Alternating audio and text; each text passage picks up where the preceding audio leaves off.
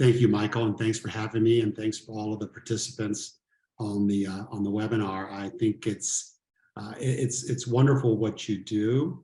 I think the concept of recognition and rewards applies to humans in a way that is probably the intrinsic value of it versus the fiscal value of it is something else. It's just something about it that being recognized is such a human need and desire, and the way we do it and how we do it consistently and importantly, genuinely, I think is a really important aspect of that. And, mercenary cultures aren't great. I'm reminded of that old show, the Mad Men, where the guy Don Draper and one of his key folks, Peggy, are having an emotional fight about ideas and recognition, actually. And the guy Draper screams, "Well, you know what? It's your job. I give you money. You give me ideas." And then, of course, she answers, "But you never say thank you." And he screams back, goes, "That's what the money's for." Right. And it's such a, if you think it's such an anachronistic view, but somehow, sometimes we still, as leaders, forget that very basic. Yes, of course, we pay. We have the best paid, the best benefits compensation, but there's still a human desire. And importantly now, as we work in these more, hybrid ways, the creative ideas to engage and involve culture are going to become even more difficult. So hopefully over the course of our conversation, we get to some of those ideas that at least I have or have applied. But you asked a very specific question about my journey and then eventually the book. My journey is a quintessential American one, even though I was born in another country and emigrated. It was at an early enough age in a time and in a period where the concept of diversity and inclusion weren't part of it. And as a famous, one of the first African-American pilot at United Airlines said famously, he grew up in Lower Alabama, and he would say, as a young person in that part of the world, you learned that you had to work twice as hard to get half as far.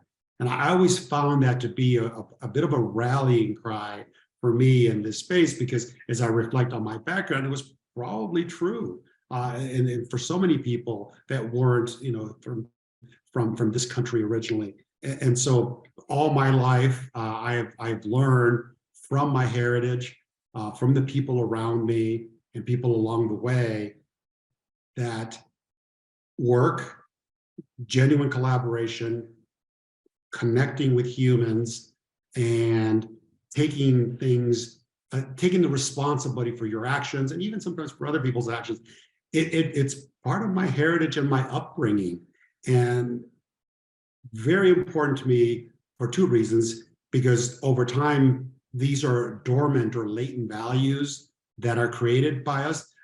Tennyson has a very famous quote, "I am parts of all that I've met." And it couldn't be truer for me. And I suspect it's very much true for a lot of people listening, in the fact that you have to, those latent and dormant values, good and bad, unfortunately, always come up. And I share great stories in the book, and my great stories, my emotional stories about how those latent and dormant values came to life in times of extreme crisis in my business life. And so it was, my upbringing was not perfect. It didn't come from a lot. Importantly, and I think people don't always understand this about underrepresented communities, the options, the vehicles for extending yourself and growing your abilities to create, a life for yourself aren't always obvious. I tell a story about in high school, a high school counselor just caught me in the hallway after seeing some of my early PSAT scores, and asked, where are you thinking of going to college? And this is the key part. I answered truthfully, what's a college? And that's the crux of the matter. So many people in these underrepresented don't have an idea that there's something else that you can do. they're shut off from it because they've not had an experience. And if, you know, if they have knowledge of it, they know that it's a financial situation that they probably can't handle. And that's what shuts off those vehicles sometimes. So I always offer as a diversity and inclusion mantra for everyone that's listening. Think about it in that regard. And where can you provide? Doesn't have to be money, doesn't have to be anything more than a guiding light that shines into a different direction. Like my high school counselor said, you know, where are you thinking of going to college? Had she not done that, I would have probably not gone to college. I would have gone, you know, high school, you know, found a trade, married, kids, and had a very happy life.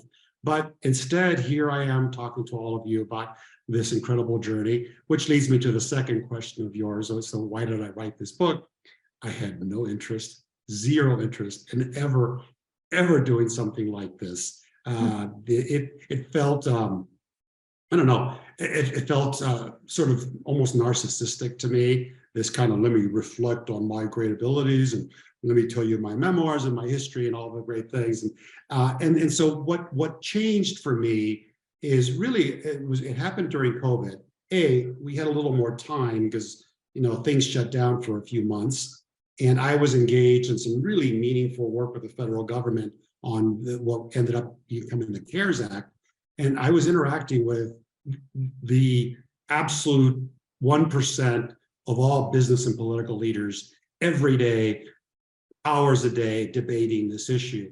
And the conversations were so fascinating that I began to just jot down notes. It's like, I want to remember that on Tuesday, you know, March 21st, I spoke with the President of the United States, the Treasury Secretary, and, you know, before Homeland Security, with the person about shutting down the U.S. to European travel, right? All these kinds of things. So these are kind of meaningful things that I want my kids to learn from. And then over time, I began to sort of tell stories and speeches and such. And people would often say, you know what, you should really write a book. I had a health issue. I had proxy battles. I mean, just a whole array of things that we've experienced.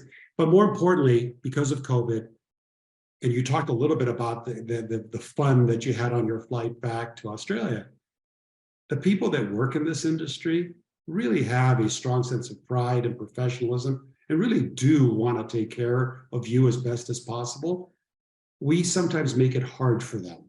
And by we management, by not giving them the tools and such, but we also as customers bring all our stuff into that plane and find that person that they become the focus of our angst, anxiety, anger, and at the end of the day, I think the book is probably one of the longest love letters, not only to an industry, but certainly to my United family, and that's what took me over the edge to do that. And then, you know, I wrote a couple of chapters and sent them to a couple of folks that I know, namely a guy named Walter Isaacson, who some of you may have heard, may be the greatest living writer in America today, in my opinion. But I sent him a couple of chapters and say, you know, what do you think? I'll tell you, I've never put myself out like that in that way. I've done a lot of things in my life, but you know, putting your own words and a structure that someone you think is going to actually listen to, and worry that it's not going to be interesting. And we had a great conversation afterwards, and so that's the whole sort of journey. I can stop there. I'll share a quick anecdote, and people can try this experience on their own, partly as a result of the work that we do in building, you know, reward recognition programs for companies, partly also because of an acknowledgement and appreciation of the work that people do. Every time I'm taking a flight, I am always very careful to thank the stewardess or steward and appreciate the great service they did. And I always make sure I pop my head in the door on the way out the plane and say, you know, thanks for driving or thanks for flying. The interesting, I won't say experiment, but the interesting experience that people listening can try is, it's amazing what happens when you say, thanks, you know, people, thanks for the job you're doing, thanks for the coffee, thanks for bagging the groceries, thanks for making sure the shelves are full, etc. They are so elated, you can feel, you know, the energy in the air. away Yeah, from Michael, Michael, if I could just add a quick thing to your audience. Honestly, if you take nothing else away from that, that very concept, and not just for airline employees, for anyone, this concept of caring is what I call it, and just caring enough to say, thank you for whatever it is that they've done. It's back to the Draper conversation. Well, they get paid to bag the groceries, of course. But it costs you zero to say thank you for that. And it goes such a long way. You make their life, they're going to say thank you. And I think the divide we face in our country is predicated sometimes on the fact that we've gone into our own circles and our own mind and are entitled, right? It's like, that's the job they're supposed to be doing. Sure enough, but again, it doesn't cost. So thank you for sharing that. even one step. I'll just add one commentary as a frame of reference. The reason why we're saying thank you is to demonstrate an emotion to the other person that says, you did something for me, and all I've got is the word thank you. Now, if I've got time, I might go into a little bit more and express appreciation. And I think that appreciation, again, a limiting word, is trying to say the things that you do matter, and you did something for me. And so we're sort of sharing that, juxtaposing that in a personal context when we're out and about is a great way to share positive energy. And of course, doing it in a commercial contextual context is another level. And that's part of the topics and what we'd love to hear some of your perspectives today.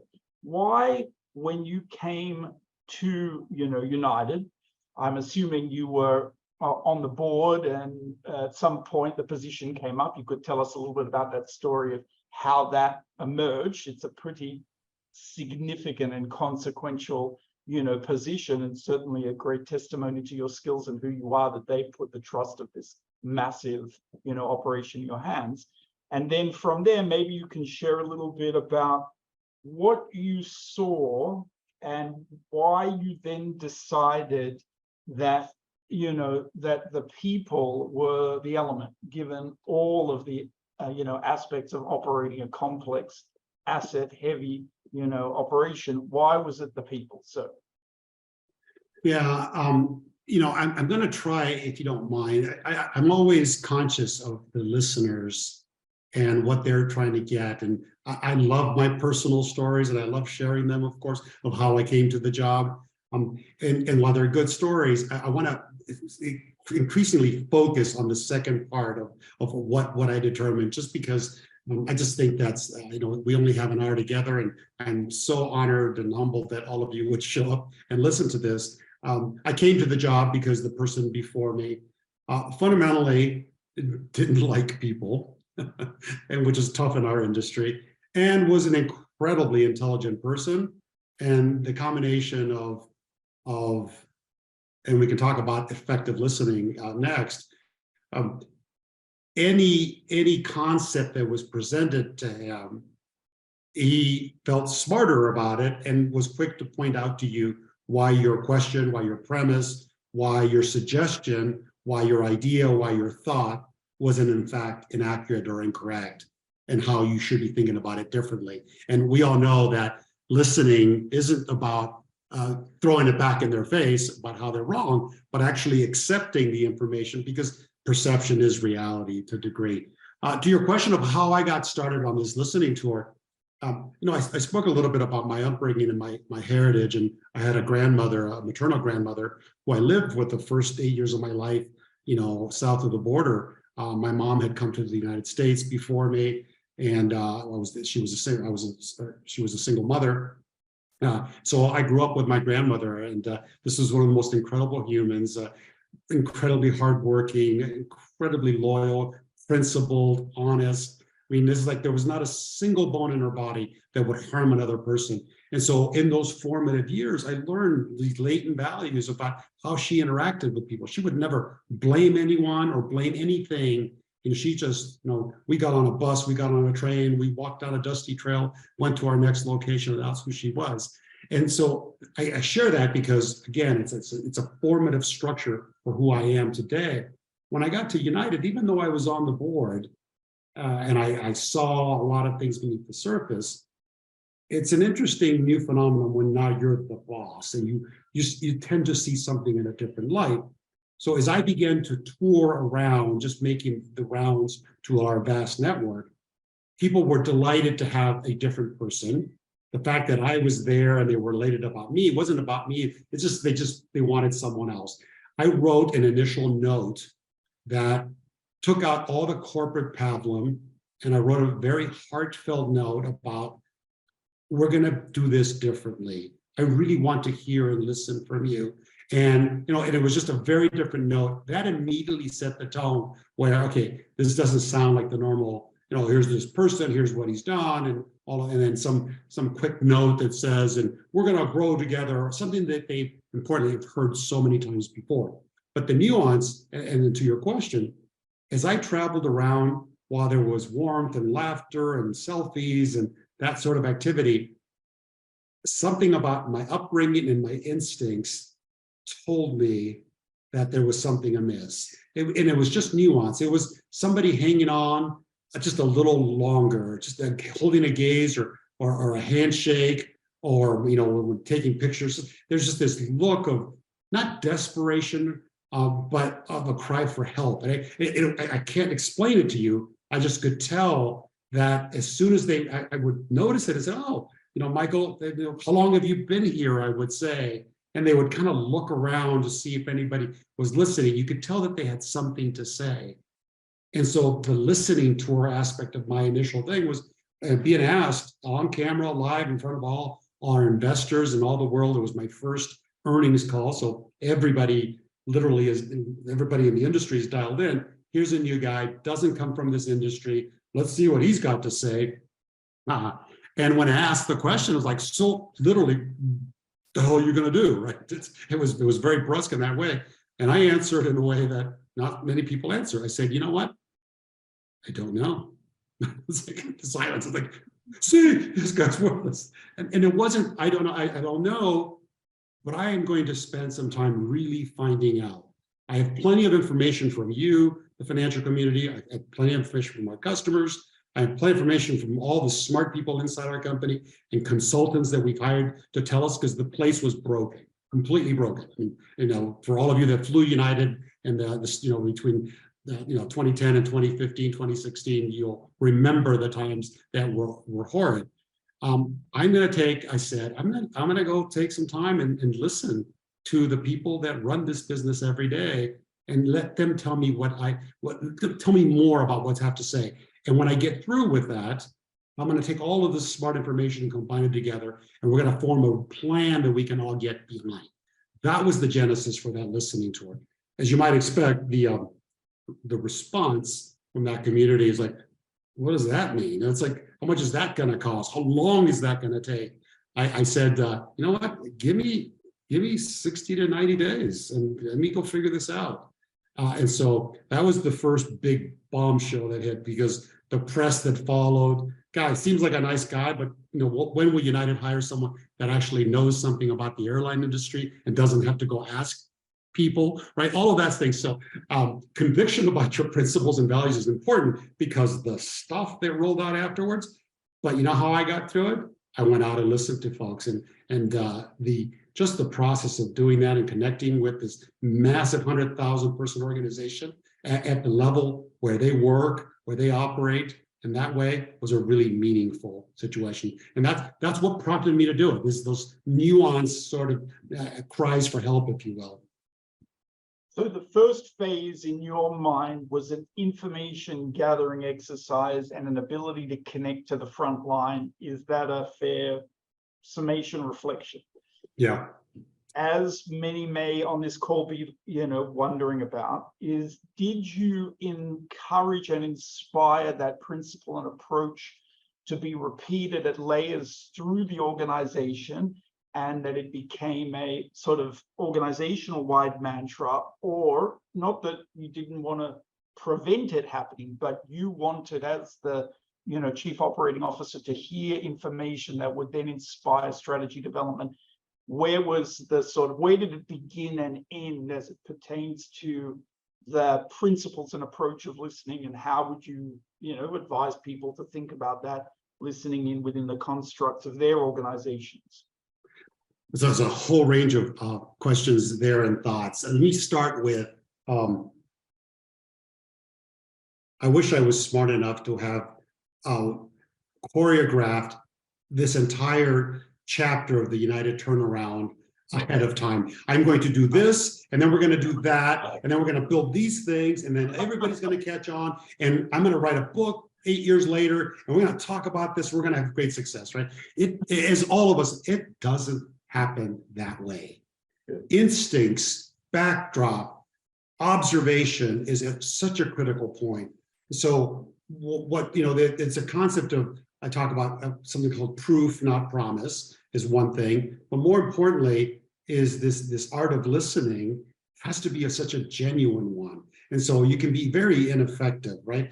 I could have read a book that says you should listen to the front line, and I could have had somebody choreograph, I'm going to stop at these 4 locations, I'm going to speak to these 20 people, and a checkbox. My instinct was to do it without an entourage, without a plan. It's like you just kind of look left and right. It's like, let's go to Houston today. Let's go to Denver. Let's go to New York.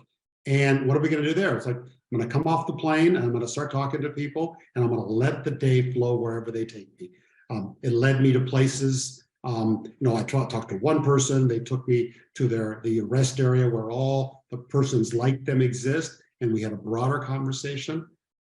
The important part about that engagement is that it needs to be incredibly genuine. It can't be structured. And importantly for me, I could tell that everything I was doing in the early days that was being set up for me, there was lots of communication. Hey, Oscar's going to arrive at this time. We're going to gather in this place. So it was a structured conversation, which doesn't lend itself in a large group of people for people to actually meaningfully engage and discuss things, right? People are afraid of public speaking. I don't want to be a standout. I don't want to be the first one.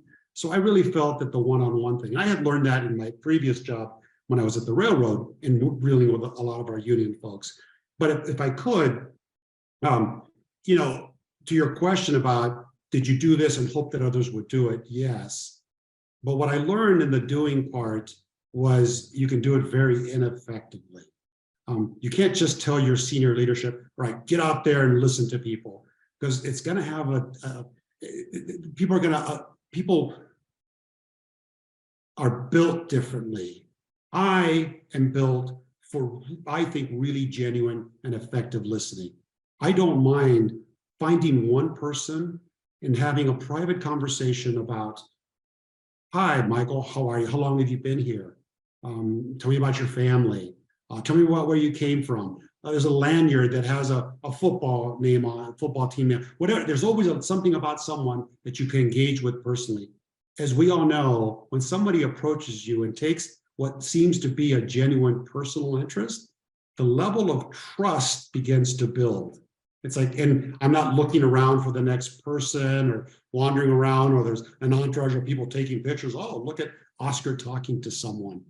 And so that's the physical, tactical part that I would advise for folks. If you're equipped to do that and you have the ability to do it in a very genuine, very personal way, you're not going to catch a lot of people, quantity, but the quality of the conversation that you have that one person will be better. Here's the kicker. The quality of the ripple effect of that conversation to that individual's friends, family, co-workers will be more profound and more vast than any amazing speech you could have made in front of a large crowd, because we listen to people we know and to people we trust. So if Michael, your friend is Oscar, and you say, hey, have you talked to this guy? It's like, you know what, I did speak with him, and here was my personal observation. That becomes your view as opposed to what everyone is saying. So that's kind of a meaningful part. The trick, as I've learned, this is all postscript, what makes effective listening. So I've just talked about that human actual connection. The other key, I would paraphrase it simply as, there's always a question beneath the question. And this, I think, was probably the most critical part. I'm reminded of, as I talk about listening a lot, and people refer this, and somebody mentioned and sent me a clip of presidential town hall way back in the early 90s, and there was a Bush, H.W. Bush, Perot, and Bill Clinton. And they're in this town hall, and the question is, how has the federal deficit affected your life? To the three candidates. H.W. Bush tried to give it a technical answer, which is always hard, but he was trying to answer the question about how the deficit works. Perot was Perot, right? Went into his whole, for all of you that don't know this person, look him up. You'll not understand what I say. Clinton, interestingly, gently brought it back and said, tell me how it's affected your life. And the question beneath the question, right? This person asking the question probably was using deficit for as a metaphor for the troubled economy, as opposed to the deficit itself. So understanding the question behind the question is always the most critical part, because people don't often understand or know what they're asking, and there's something behind it. And so when I went to my listening tour, I got a ton of not positive feedback, people in my face screaming obscenities, yelling, fire this person, you shouldn't have this person. And you've taken this away, you've done this. And while some of it was accurate, a lot of it wasn't actually factually true. But I couldn't debate them about the facts. As I talked earlier about my predecessor, I'd lose them. It's like, well, no, Michael, you're wrong. That's not what happened. Then you get into that conversation. I knew, and I sensed very quickly, that whatever they were saying, it wasn't what they really meant to say. There was a level of emotion under the facts that mattered. And what the specific complaint that was being said was somewhat irrelevant. I could tell very quickly that there was a level of sentiment that, as I said before, disengaged, disenfranchised, disillusioned were my 3 Ds that I said in an interview. That's what I found. I didn't go into specifics of, hey, my paycheck is late, or you took away this perk, or you're cutting this or you're cutting that. I could tell that they were just angry at the fact that, they were really saying, why am I not being respected? And why are you making my job and life harder, you pieces of crap? And it all culminated in a conversation that I had with one flight attendant who just said very simply, Oscar, I'm just tired of always having to say, I'm sorry. I'm sorry the plane is late. She has nothing to do with that. I'm sorry the coffee was served you sucks. She has no decision making on that, right? But yet we are telling them they need to be the friendly skies. They need to teach, treat customers with respect and dignity and be the brand. And we didn't. We lost them in that. We lost their trust, is what I determined. So that's a long, convoluted way of effective listening. Getting the question behind the question is the important part, and then you get to understand that there's a deficit between what they're saying and what we're doing, and that's what we needed to fix. And in a long story, we tried to make sure, at the end of the day, my first big initiative at United Airlines is that we needed to regain the trust of our employees. That was in turnarounds, you need to build a platform from what everything comes from, and that was the one we did. Now, again, similar to the listening tour, that was met with a lot of derision. It's like, what do you mean you're going to regain the trust of your employees? What about us as customers? What about us as investors? And my answer was simply, it's like, listen, if I can't get the base, the people that actually provide this service, re-engaged, re-motivated, re-energized, and being rewarded and recognized in a certain way, our product, I don't care what we do, it's never going to get to that point. So hopefully there's some tidbits in there for everyone to understand. There was certainly a lot. My father used to share a common message that I think is another way of articulating your question, the question behind the question. He'd say, treat the patient, not the disease. And I really like that metaphor of, there's always a human being in front of you. Whatever the issue happens to be that we're having to interact with, one has to connect to the human being on the other side, and then you can discuss whatever the issue is. And of issues with the dissatisfied population, how much was so to speak, the disease pay related? Was that always beneath the surface, even if they didn't ask? Or, because you've seen so many big organizations, where do you see pay, trying to see it from their points of view within their construct of connectivity and engagement in the jobs that they're supposed to do? Always there, sometimes there, not there on a daily basis? No, of course, I mean, money is at the root of everything, good and evil, right? I mean, but again, similar to the question behind the question, money is an easily tangible, measurable thing, but the impact of not having it speaks to levels of you disrespect me, you don't value me. And that's the deeper side. Like, union labor agreements in many companies, you always see them fought out in the marketplace, and they get very terse. The money is certainly part of it, but the aspect of you don't value what I do enough to pay me these wages that everyone else is getting. And so, yeah, money is at the root of everything, but understand it's just the tip of the button. You could literally, I mean, the Draper story, right? You can give people lots of money and just say, go do your job and have that mercenary culture. I think the world has changed a lot, and you have to do so much more. And so I think it's probably, to your question, it's always a high percentage of the conversation. But if it lingers for a long period of time, it creates a thing. One quick story: when I was doing my listening tour, and within a couple of weeks, everybody knew what was going on. Oscar's everywhere. He's asking these questions. He's actually listening. So it creates this wonderful environment where all of a sudden people are like, I don't have to engage one. People are just walking up to me. Here's what you got to fix, and there's you unleashed. You open this Pandora's box, which is amazing. But to your question on money, a flight attendant came up and said, to Oscar, 2 things you got to fix, and that's all you have to do: coffee and contracts. Meaning the crap coffee we served on the airline, and the fact that we hadn't for 5-6 years settled on a contract with the flight attendants. Long story behind why the team behind me hadn't done it, but she just said, fix those 2 things. And it was, I heard it. She was walking by and I heard it and I remembered it. And I said, you know what? That's not a bad thing. So we went and fixed coffee very quickly, and shortly thereafter fixed contracts as well, which is part of the solution. How do you fix coffee? Yeah, well, I'm not a coffee drinker, but no, very interesting. You provide a fanfare. It's like, so what do we do, Oscar? It's expensive. What do you have? They're asking me if I had a choice. Like, no, get this, give customers and our employees the choice. Set up this thing. It's like, hey, pick 5 different brands of coffee in the world and have taste tests in 20 different places.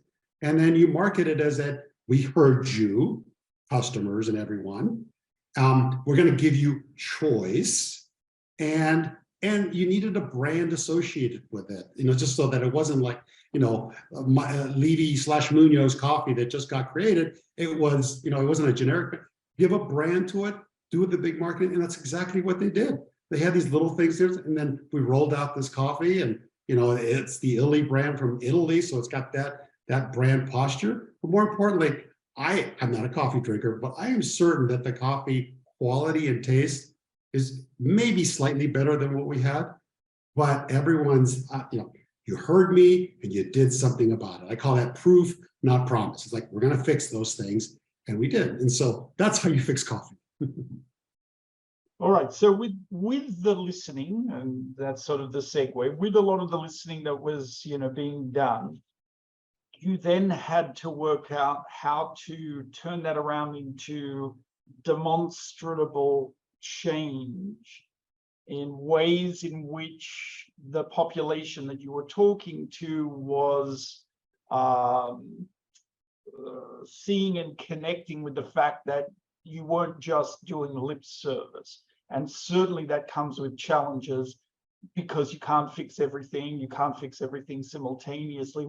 What are some thoughts and perspectives on maybe managing, expectations established once having put some better listening processes in place that people can go, here are the lines, be careful, follow, within this, because you don't want to over, set expectations. It's a tricky line. So, in the listening tour, I heard many, many, many things. And there's no, I would always, stay tactical for a second. Every time I spoke to someone, especially for a very demonstrative and emotional thing, I would make sure they heard that, they knew that I had heard what they said, but I would always qualify with, like, thank you for that perspective and viewpoint. I am listening to a lot of different people, and this is something that I will look at. And I am not going to sit here and tell you that this is going to be fixed. It is going to be part of a broader process. I will listen to the other sides of this equation. So I always made sure to say that listening, because people say, well, you don't want to listen too much because then they expect all this stuff. Like, no, you have to set the expectation that, no, not everything you heard can be fixed or is even accurate to be fixed. So we would set that expectation right off. But then when you roll it up into this concept of we are going to regain the trust of our employees as a first mission, can you imagine how many of the things, the emotional things I heard fit nicely underneath that? I could see my question, my emotion, my concerns being grouped into, oh, I see what that means. And that was the magic and that assimilation of all of those things. And so I think, that's how you initially set the expectations, downward. But importantly, once you do say what you're going to do, I call it proof, not promise. Meaning, okay, I'm promising you that I'm going to regain your trust. And then we quickly followed it up with a lot of my conversations where I said, here's the magic about what we're asking us to do to the frontline employees who, 90, 100,000 of them who didn't feel like they'd been heard. I remember specifically this speech that I gave plenty of times. It's like, this is the beauty about this, folks. You, frontline employee, you don't have to do anything. Normally these big initiatives like, okay, you frontline, you have to work harder, be more productive, be more, it feels like it's being put upon you to do. And then people are going to govern and watch over you and say, you're not doing this and you're not doing that. That's the way it traditionally works. The magic of this was, I would say, it's like, you don't have to do a damn thing. Not a thing. That is our responsibility. We, this leadership group has to re-earn your trust. And I sent everybody out to do this. This is in your own way. A great example, and I love this story because I tell it all the time. Our chief financial officer, the head money person, goes out and he is in Delaware or New Hampshire or one of those tiny Northeast states and one of our small stations there. And the premise is out there, right? Leadership is going to regain your trust. They're going to come out and listen, just like I did, and listen to you about what things that we can do to regain those trust. And that can be anything. Bring it all, right? He goes to the small, there's, 20, 30 people in the station like that, not a big place. And he's talking to them at different times over the course of the day. And what comes out is the thing that they're most unhappy about. This is the critical part about listening and how effective it can be. They didn't care about money. They had been asking for a refrigeration device in their break room. So when they brought their lunch in, they could put it somewhere until they ate. That literally, 20 people, all the things that can be found out.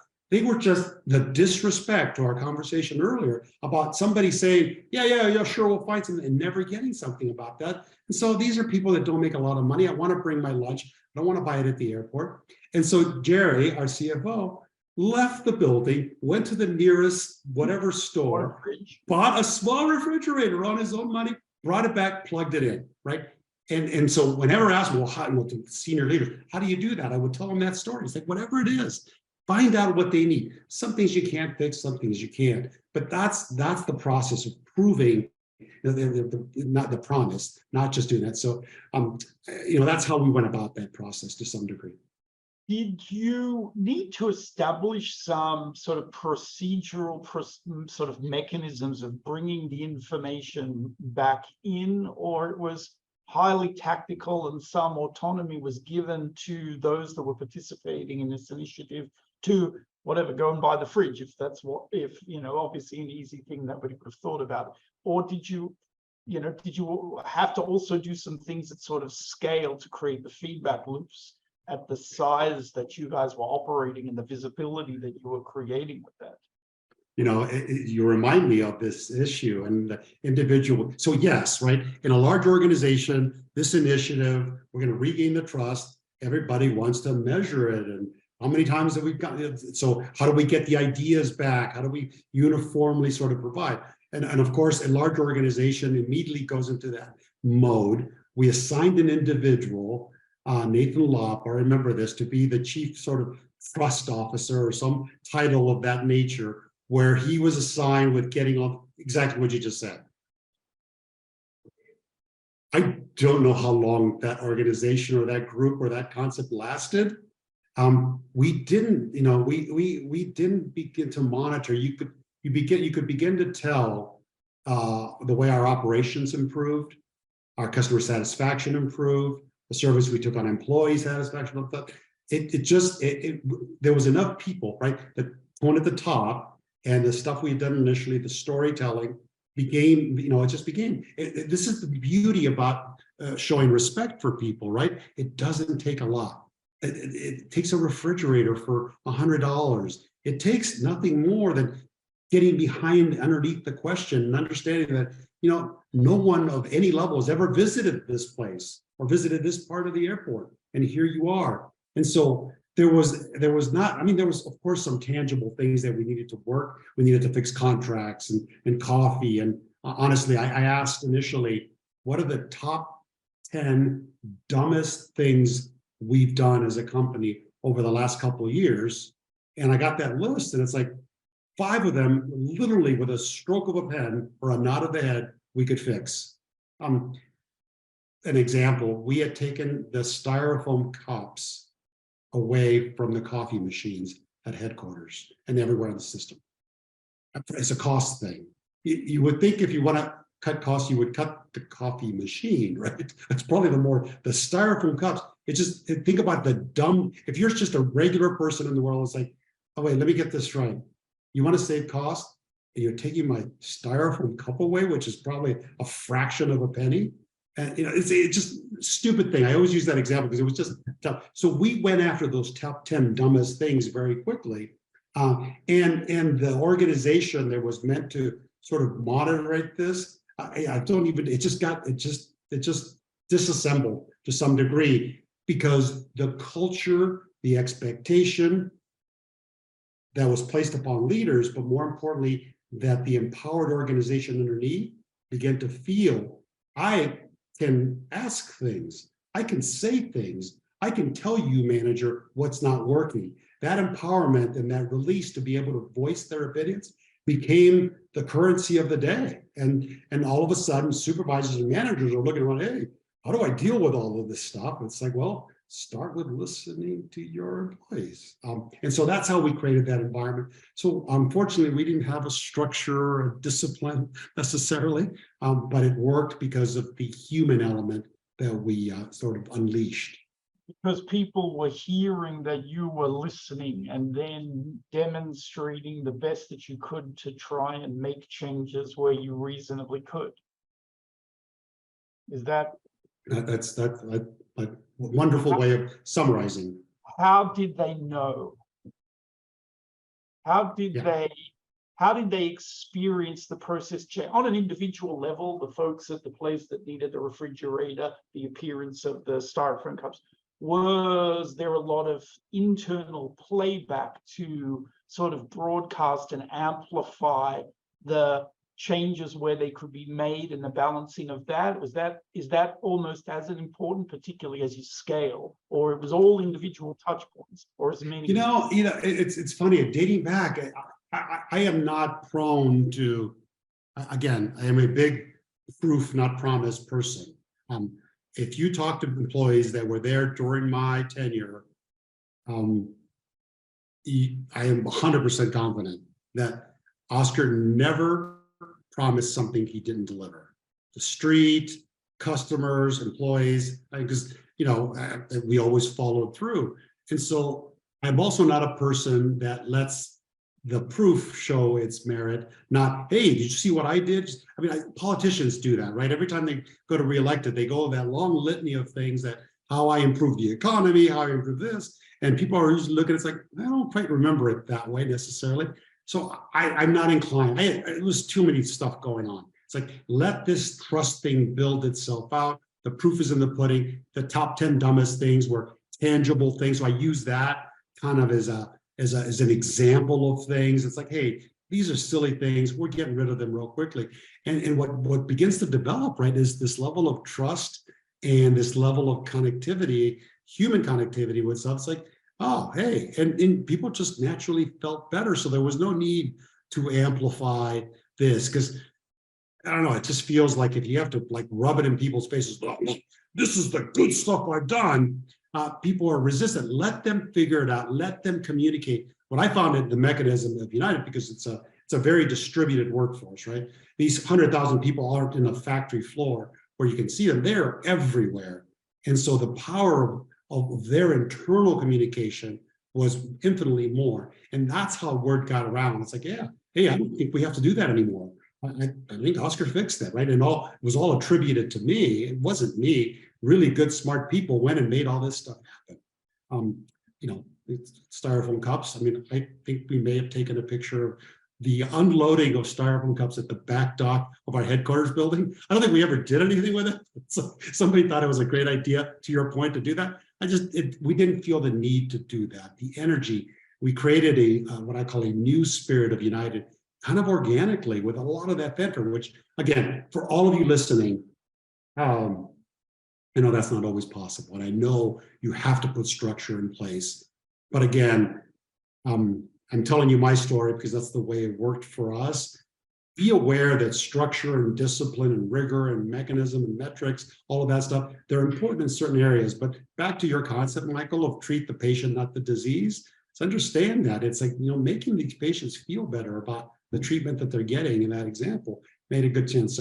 So there's clearly things that should be done, and I'm sure were done that I wasn't aware of, and you should do them. It's not saying you shouldn't, but understand that the real metric and real measurement is how people really feel. And in a large organization, that's word of mouth, and that word of mouth is only created by individual interactions that made sense. And then them telling themselves about that stuff, as opposed to somebody telling them that they should feel better because we did something or another.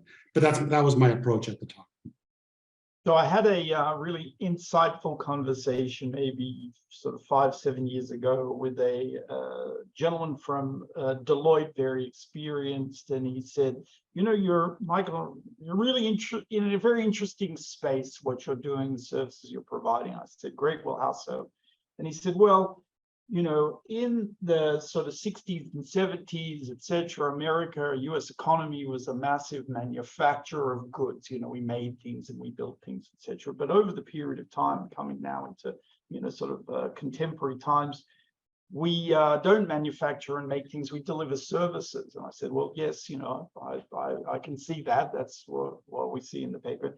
And he said, "You know, service delivery is the interaction between human beings, an employee generally, and a customer, delivering some kind of experience to them. So it's very people focused, and you're focused on people, arguably sort of the biggest, maybe not in an airline context with your capital, but for many other industries, and maybe even with, you know, the airlines, huge, you know, line item on the P&L is the people.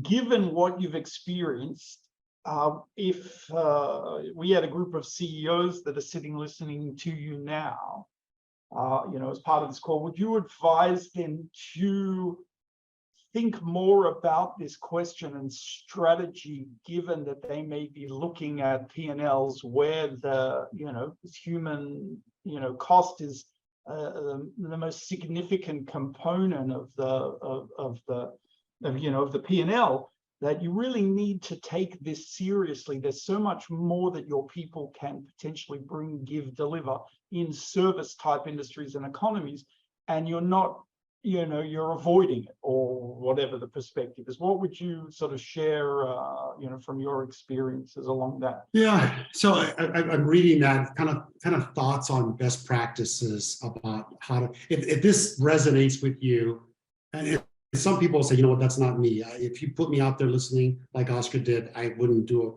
a very good job. And you can't send proxies necessarily.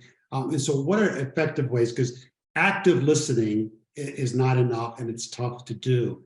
A tactical / strategic initiative that we undertook after these initial couple of years of what we were doing. We had to regain our footing, and that we did. Then we needed to grow and do all these things. So we had to amp up, and this is when more practical structural procedures became to be built. One of them was something we called backstage.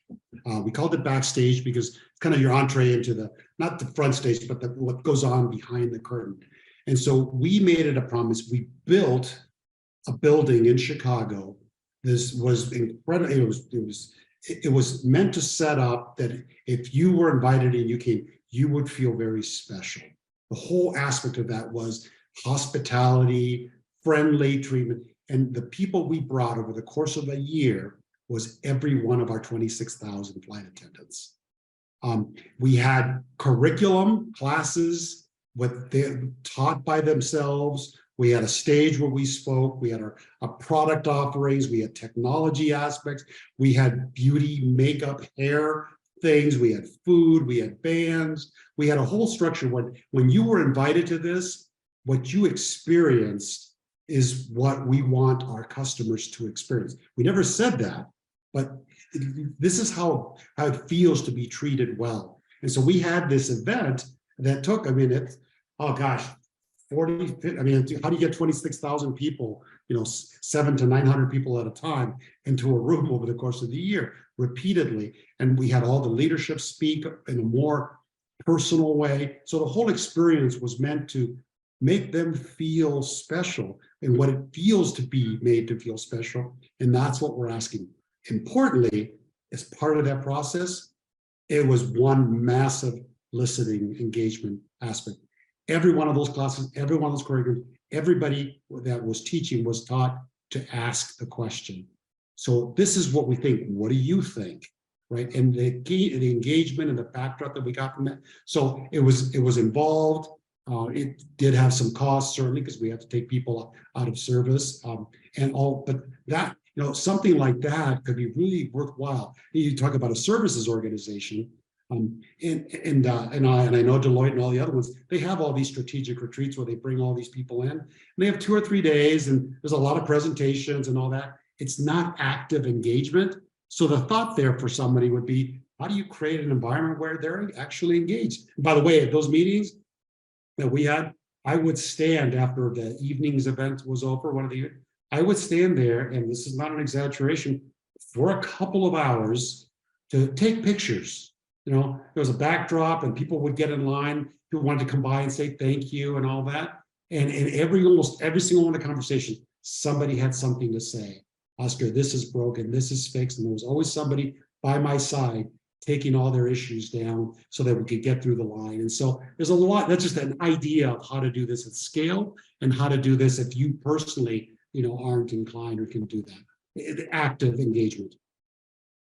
Yeah, I hear that and experience it and see it in so many of our clients. The desire by people to want to give their best and do their best. I think that's an inherent trait. And even the fact that you're asking them what they think, they're telling you what it would take for them to do their best. When you say, what's the problem or what do you want to share? And they raise an issue, they're raising an issue by conveying to you, I could be doing better if I could do it in this particular different way. Some are complaints and gripes and fair enough, that comes sort of, with the interactions. All right. But importantly, even on those complaints and gripes and long held issues, we listened to them. Now, there was always a particular group that when it was a particularly problematic or very personal situation, they went and they had a forum. People from medical benefits was probably one saying, my mother was sick and you didn't help me take care of her, and I'll forever be pissed at you, kind of thing. And we would have people that could help and counsel with that. And so again, if you really want to understand your employees, that active, effective, real meaningful, genuine listening is a good way to start. All right, well, we're coming to the end. Firstly, I want to thank all of the attendees, and I apologize. I had received some 45 questions that were asked of Mr. Munoz, and I apologize that I couldn't get to all of them. I endeavored to at least seed some of the themes that were in the questions into the questions, that I had asked and raised. Apologize that we couldn't get to all of them, and we'll do our best to at least respond to some of them. 2, there will be a copy, not of the PowerPoint presentation, but with your blessing, Mr. Munoz, and I'll make sure afterwards give you a chance to say yes or no to see it. But if we may have the recording that people may, see and share that. But if that's okay, we'll make sure we get a copy of that out to you.